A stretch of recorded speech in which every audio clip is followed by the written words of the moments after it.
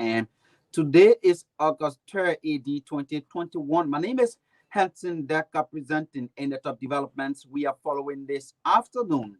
Liberia counts the truth of protest actions as several aggrieved citizens, most of whom believed to be Muslim, set up roadblocks on Capitol Hill over the death of a vehicle operator along the Japan Freeway, allegedly by officers of the Liberia National Police.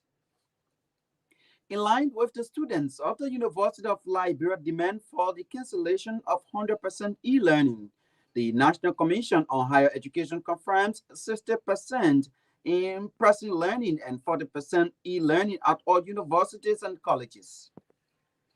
Good news for citizens of Grand Cape County. As report says, the Beer Mountain and Mano Palm companies finally rehabilitated damaged Madina to Roberts Post Road.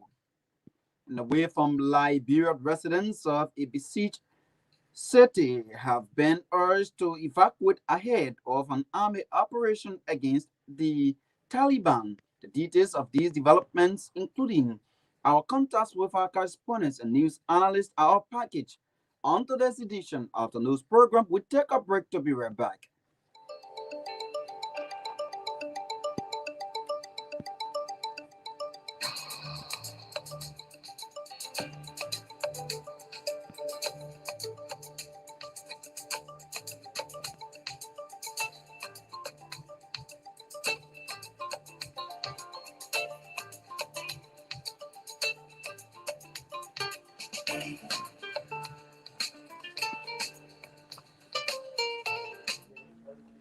Thanks for rejoining us. Let's now see how best we can take a flight to Maghibie County, where our correspondent in the county is reporting that the Ministry of Education has found several other schools in the county for violating the ministry guidelines. James Mashinbert is our Upper Maghibie County correspondent. He's now live on the line from that part of Liberia. James, good afternoon and welcome to the news program. Henscin, thank you so much for getting me up. Let me say good afternoon to our listeners and good afternoon to the Liberians. Give us detailed information as per what you are reporting from the county this afternoon. Well, like you said, the Minister of Education, through the leadership being held by Stephen S. To, the education officer of Maghibie County, just making known to the media today that several schools in Maghibie County in two different categories have been found for violating the Ministry of Education. What are the guidelines? Well, Henscin, as you didn't know, quite recent, the Ministry of Education published that schools in various categories are to close, like for the elementary divisions. They were expected to close before July 10th. And all of the from first grade to ninth grade are to close schools before the 10th of August. And all of the from 10th grade to 12th grade are to close schools September 30th.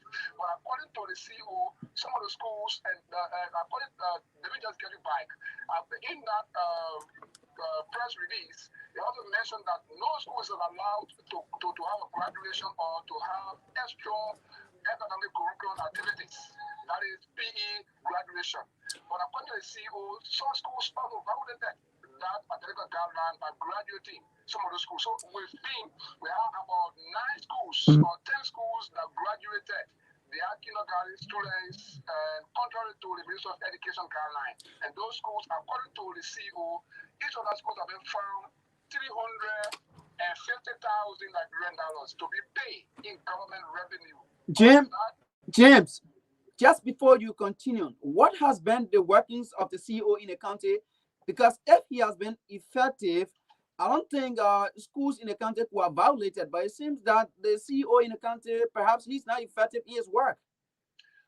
Augustine, I posted that Henscin. to him. I posted that question to him, and he said that he is the CEO of the county, and the county have the DOs, educational DOs, that are also responsible to get out information to the various schools. And according to him, now have been done. All the schools in Maghibie County are aware of the Ministry of Education guidelines.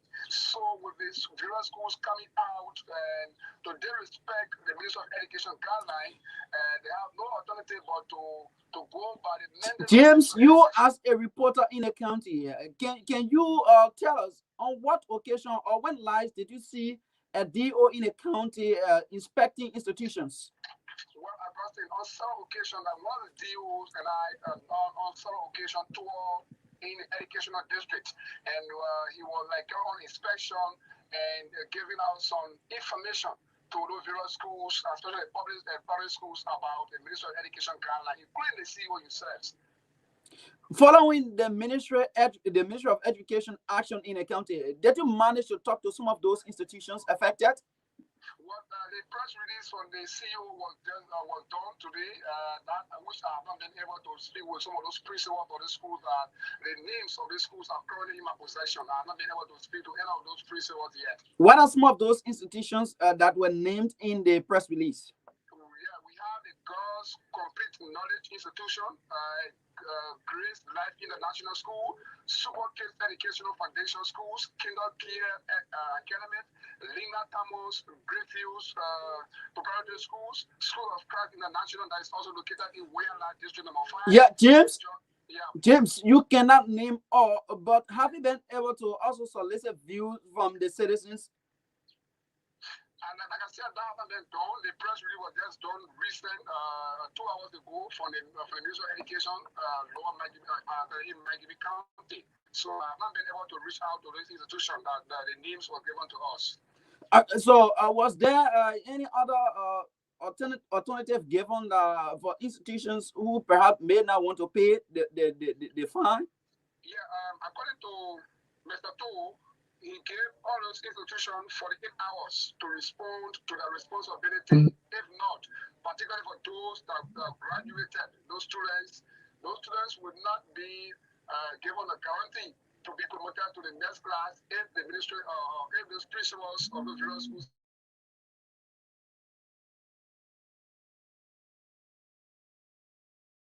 ahead of the particular deadline that was given to them. They will not be fined, but they will resume schools with those students. And they have been counting the day they close schools up to present. If you close school about 1 week ago, you will call down 1 week and you reach out to the benchmark that was given by the Ministry of Education before those students can be given a green light for promotion. And they will be able to inform other schools that those students that also that have graduated or passed through those various institutions that violated the laws, that no other school will accept them in the county. All right, thank you so much, James. Thank you, Henscin. James Mashenberg is our Upper Margibi County correspondent, giving us the latest developments from that part of Liberia this afternoon on the news program, News and Analysis on Truth 96.1 FM.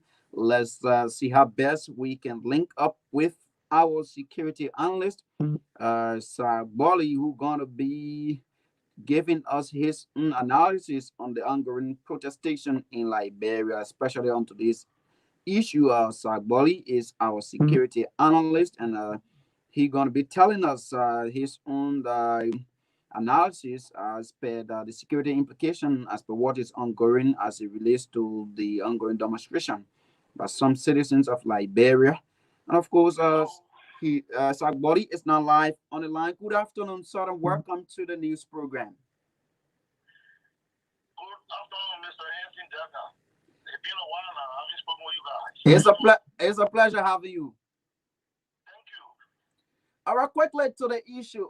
I guess you've been following the situation occurring now on the Capitol Hill in regards to a truck driver who was allegedly killed by some security personnel, especially from the Liberia National Police, and that has triggered a protest action by some citizens on grounds that since the incident, they haven't gotten any information from the national government in regards to the situation.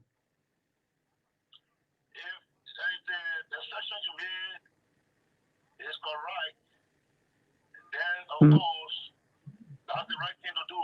It's required in our every democratic setting when you feel infringed upon and that there's no redress, you can gather to protest your disagreement or your disenchantment. But what I would like to say is, I also appreciate the fact that you said, allegedly killed by some security forces. I would hope that the Department of Justice will take cue from what is ongoing and that the appropriate committee in the legislature will take seize of the matter so that first and foremost, post-mortem investigation can be conducted to establish the actual cause of death, if there was any death, and then all of the facts should be gathered, and there should be a quick investigation conducted so as to get to the bottom of it. I'm saying it's important for us to continue to maintain the stability in our country. You see, we've been enjoying life, even though there have been some mishaps along the way, especially with the pandemic and some instances, situation unwarranted. But it's important for us to always ensure that we resort to seeking redress through the appropriate means. And so, if it is true that there was a scuffle between the police and one of the motorists, and as a result, the motorist died, the way to do first is to do a post-mortem investigation, examination of the body to know the actual cause of death, and gather all the facts, do a thorough investigation, perhaps by the security sector complaint commission. I don't know whether it has been established, because it is a requirement on the SSRO for there to be an independent complaint commission, so that when there are instances or cases of this nature, that commission will investigate and come out to the public and see actually what happened and who is culpable for the action. So it is our right to do so, but we don't want the ammunition to do it in a peaceful manner, because our laws and our constitution require that. Mr. Body, as per your own observation, looking at the series of protests since the inception of this government, what is the security implication on national government and the country at large? Well, first and foremost, I would say it means that democracy is working in Liberia.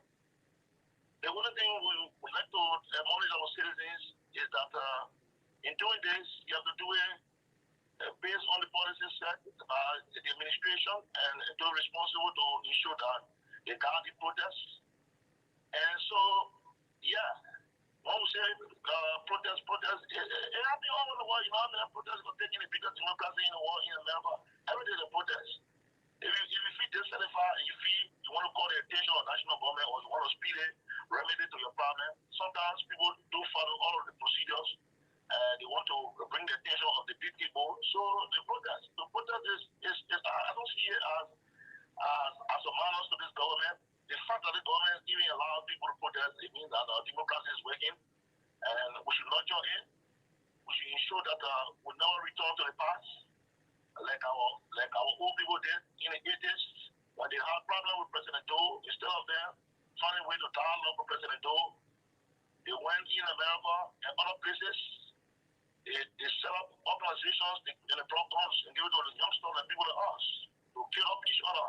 And at the end of the day, show what happened to our country. So never again should we resort to violence, but we should use the course of the law to get redress. So for people to continue to protest, I think it's a good thing, and the government should restrain itself and ensure that those protests are guarded, because it is the requirement of the law for people to do so. Don't you think the series of protests, if Liberians get tired, could make the country to revert to its ugly past? I don't think so, I don't think for every Liberian looking at the historicity of this country who experienced what we went through, directly or indirectly, I don't think any Liberian can access any more to resort to extreme violence. There will be some skirmishes here, but we pray that, for example, what is happening today is going to call the attention of the Attorney General, who has got oversight responsibility for the executive only law enforcement agencies, and also from the side of the legislature. It will claim the attention of the legislature, and the appropriate committee will take seats, I'm sure, and the investigation will be done. And when the need arises for people to be apprehended and held culpable for this action, and that will be done. I'm sure that will happen.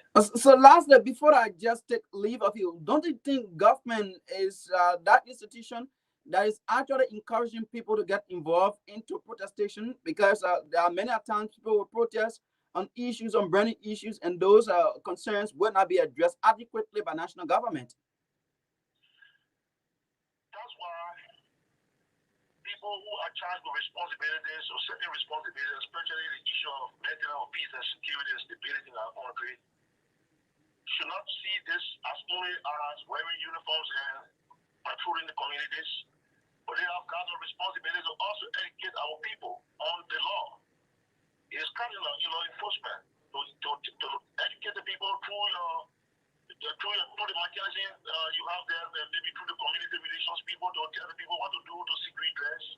Our people need education when how to seek redress for grievances. And when the people are not educated enough to know what to do when something happens to them, sometimes they resort to this protest. But we hope that it will only be protests because it's required by law. It will not degenerate into anything but a protest to call the attention of government, so that those that supposed to be on top of the game can be on top of the game. My friend, we have a lot of experiences. Our country been through lots. What we need to look at now is the development of this country, so that our children and our children can inherit the country that will thrive on the basis of the law, that will thrive on the basis of making our economic status good, and for them to live and enjoy themselves. The God given good that God gives this country, everybody will enjoy and there will be stability in our country. I don't think we should even be talking about instability and all of that. And so, This will happen, and once they happen, those that are responsible should remedy those situations so that we can have peace and lasting peace. finally, is it actually necessary for state securities to actually be that enforced, carrying tension on a citizen if a citizen is violating a manual law set up by government based on situations? Let's look at the coronavirus issue, wherein the Ministry of let's say health authorities in Liberia instituted health regulations that the citizens should adhere to, but if violated, should state securities actually use force on such person? Well, the law enforcement of all work on three principalities. Principle number one is when a complaint is filed by an individual against an individual or groups against groups, and that's when it comes in. The principle of legality. You are charged with the responsibility to ensure the law and order, the peace and stability. The next principality is the principle of necessity. When Henscin Dehgar is doing something that would make you, the law enforcement officer, believe that he actually lead to the violation of all rights or to the violation of the law, you can intercede, you can intervene. And principle number three has got to do with the principle of proportionality. Whatever you do in law enforcement should be proportionate to the actions of those that you deal with. So nobody, and I don't believe that it is the policy of this government or the law enforcement agencies to want to see officers being heavy-handed, especially on land violation of policies, on health policies. There are ways to deal with these situations, and that's why when they happen, the way to know what happened is not to impede the facts, but to investigate and get to the bottom of the issues, to be scientific in gathering the kind of evidence that you need, rather, to be able to establish the facts, and then take action, the appropriate action, so as to avoid recurrence. So nobody will say people should use heavy hand, especially on violations on health, preaching health protocols. There are ways to handle these matters. That's why to be sworn in as an officer, you must go through the ring of fire, you go to the academy. At the academy, they will give you a series of training, including practical lessons, some of the things you have to go on job training, internship to know exactly how to deal with these people, especially also something like people the way I want people to handle matters, both the citizens and every one of us. So you need to be mindful and you have to be proportionate when you're dealing with this kind of situation. So, but we cannot say from what we say that anybody did anything until it is proven based on an independent investigation and all of the facts and the evidences that point to people using heavy hand. So as it is, we want to call those in charge to step on again The president, I'm telling you, think about. You know, be waking up in the morning and you say people are demonstrating with the legislature. The legislature got a lot of things to do to make our country a better place. So people charged with these responsibilities should be on top of that game.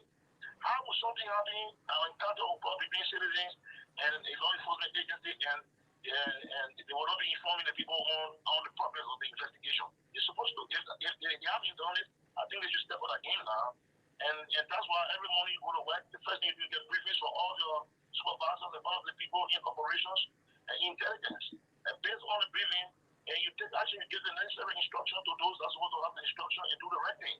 I'm not saying they are not doing it, but they need to step on again so that we can continue to enjoy the stability we are maintaining even after presidential elite. Thank you so much. Thank you. Honorable Body is our security analyst on the program News and Analysis on Truth 96.1 FM, giving us his analysis on the ongoing protestations across Liberia. And of course, let's see how best we can take a flight to Grand Bassa County, where our Grand Bassa County, Alexander Musa, is reporting that a Liberian journalist who was arrested for allegedly inciting violence in Compantry describes his arrest as witch hunt by some leaders in the county. Wow, let's see how best we can get to him. And of course, let's get to Alexander Musa right now on the program News and Analysis on Truth 96.1 FM.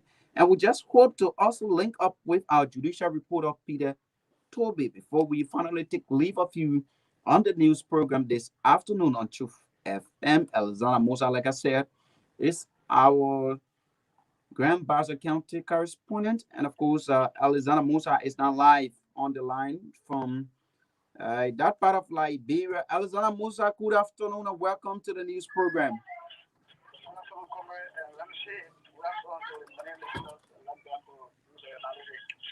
I tell us, why is it that the journalist in the county saying that his arrest was a witch hunt?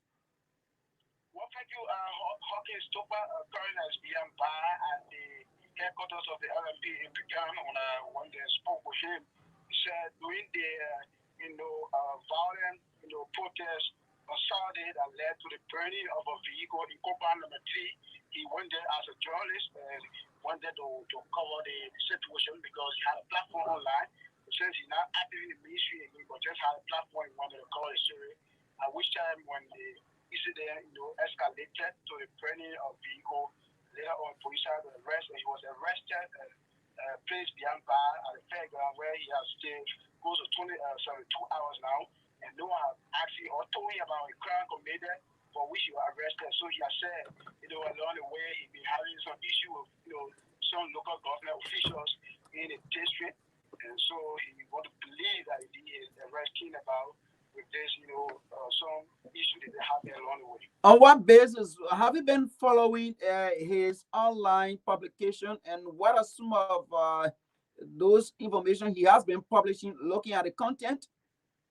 Well, the online publication, he been posting story, registering about the district, the development, people, falling for pantry, these are stories been posting on his page, and people been actually gradually following his page. And so currently, as we speak, he's still beyond bar. He said he tried to get a lawyer to see how best they can pursue his case, but he's still being placed beyond bar at the headquarters of the LMP in Buchanan. Like you said, he has not actually actively been practicing. But for the time you've been knowing him in the county, what has been his human relationship with others in the county, especially leaders in the county? Well, he's a friendly person. Actually, prior to he was with We Radio on Compound 3, but he had some situation there, and he left the radio station. That's how he started operating, his online platform since last year. But he's actually a friendly guy, who always around people sharing fun. So he's a funny guy, but people are like saying for the compound that the arrest is politically motivated. So that's really about his arrest. Where comes in the political interference of his arrest? If he's not involved into the political activities of the county, but by moving other leaders in the county? Well, thank you. During the heated, 2020 December election, when Hawkins left the mainstream, he started doing some PR work for the Wazoga Milton Finney. So, he had the sitting lawmaker of that district or investing with it, but also, contesting the senatorial seat of the county. And so they had a, right and forth political issues and all like that. So he said he wanted to believe that some either his lawmaker or some local leader of the district had him into his arrest. And so he said he had nothing to do with the protests that went on, the burning of vehicles. So he's confident that he will get a lawyer. If he go to court, he will actually walk out with no fear. So before I take leave of you, those of you journalists in Grand Bassa County, what are you guys doing about his situation? Well, we met as journalists and we tried to communicate with the head of the police here, Gonzalo Freeman, where he told us that he was in town on the way to battle. And so, because we wanted to stay on to see how we can point out if there's any case that we're not going to pursue the case. So we now, as we speak, we are waiting some journalists at the headquarters of the RMB and watching the commanders at government to arrive to see how best we can kick off from there. All right. Thank you so much, Alexander Musa. Thank you. So finally, before you leave me, citizens of Wisata, they still call on the government of Liberia that they need justice, in the death of little Barton Jacobs, who was allegedly, murdered on the 27th of this July in Company. That was 6:30 before woke up. He saw it hanging, and according to the 15-man jury that was set up, the little boy was murdered because he said there was a leakage of blood from his right foot. The neck was broken, according to that report, which Captain was read before me here. But then later on, the reissue that actually escalated the violence on Saturday. Later on, according to the citizen, they received information from the CSD pastor chapter that the boy was not he was not killed, but he committed suicide, which prompted them to started protesting that he needed justice. So up to now, they still call for justice in the death of little Barton Jacobs, and also call on the government to put that into place so that they continue, people being hanged up, people dying, compound killing mysteriously, they actually come to an end. All right. Thank you so much, Alexander Musa, for giving us those developments from the county this afternoon. Thank you. Alexander Musa is our Grand Bassa County correspondent. And so, on that note, we would love to wrap it up onto this edition of the news program, News and Analysis on Truth 96.1 FM. But just before we leave, a reminder of the top developments we've been following. Liberia counts the tooth of protest actions as several aggrieved citizens, most of whom believed to be Muslim, set up roadblocks on Capitol Hill over the death of a vehicle operating along the Gibran Freeway allegedly by officers of the Liberia National Police.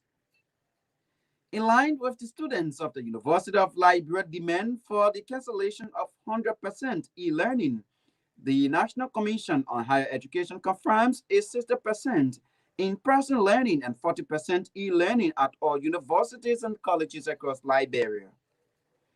Good news for citizens of Grand Cape County, as report says, the Bee Mountain and Manor Oil Palm companies finally rehabilitated damaged Medina Torawa Sports Road and away from Liberia. Residents of a besieged city have been urged to evacuate ahead of an army operation against the Taliban.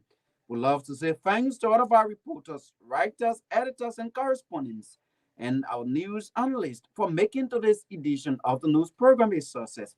Johnson Batoma sat at control and coordinated the sound aspect. Sam Pontiadiro has been behind the camera for and on behalf of the entire production team. The name is Henscin Dehgar.